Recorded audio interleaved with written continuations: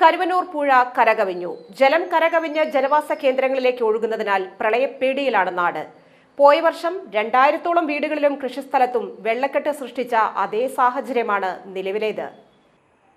കരുവന്നൂർ പുഴയിലെ വെള്ളം നിയന്ത്രിക്കാൻ കഴിഞ്ഞ കൊല്ലം ആഗസ്റ്റിൽ 10 ലക്ഷം രൂപ ചിലവാക്കി കമാൻ മുഖത്ത് പണിത താൽക്കാലിക തടയണ അശാസ്ത്രീയമായതിനാൽ അതുവഴി വെള്ളം ഹെർബർട്ട് കനാലിലേക്ക് ഒഴുകുകയാണ്.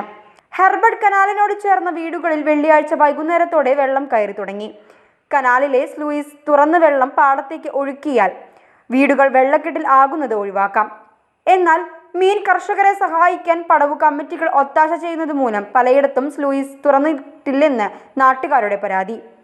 ഈയിടെ ചേർ പോലീസിന്റെ സാന്നിധ്യത്തിലാണ് ഹെർബർട്ട് കനാലിൽ നിന്നുള്ള ഒരു സ്ലൂയിസ് തുറന്നത്. കഴിഞ്ഞ കൊല്ലം കമാൻ മുഖം തകർന്നതിനെ തുടർന്ന് പുഴയിൽ നിന്നും വൻതോതിൽ വെള്ളം ഒഴുകി 6 പഞ്ചായത്തുകളിലായി 2000-ഓളം വീടുകളിൽ വെള്ളം കയറിയിരുന്നു. വൻതോതിൽ വാഴകൃഷിയും നശിച്ചു. 2000-ലധികം ആളുകൾ ദുരിതാശ്വാസ ക്യാമ്പുകളിൽ അഭയം തേടി.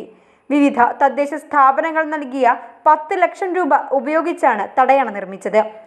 തടയണയുടെ പണി കഴിയും മുമ്പേ കനാലിൽ നിന്നും പുഴയിലേക്ക് വെള്ളം തിരിച്ചൊഴുകിയതിനാൽ തടയണ കൊണ്ട് ഗുണമുണ്ടായില്ല.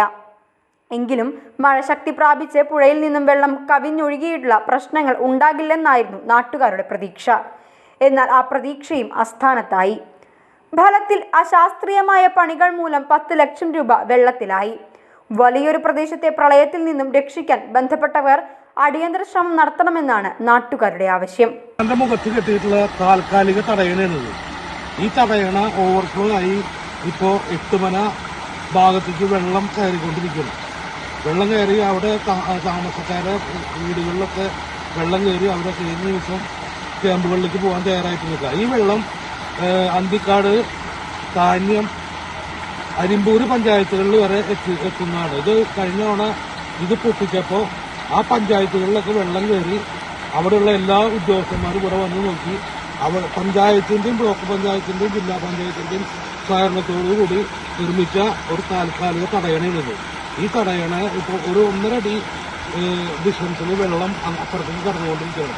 ഈ മേഖലയിലുള്ള എല്ലാ വീടുകളിലും ഇപ്പോൾ ഒരു നേരം വെളുക്കുമ്പോഴേക്ക് ഇത്തരത്തിൽ വെള്ളം കയറി എല്ലാവരും ദുരിതാശ്വാസ ക്യാമ്പുകളിലേക്ക് കൊണ്ടുവരുന്നു.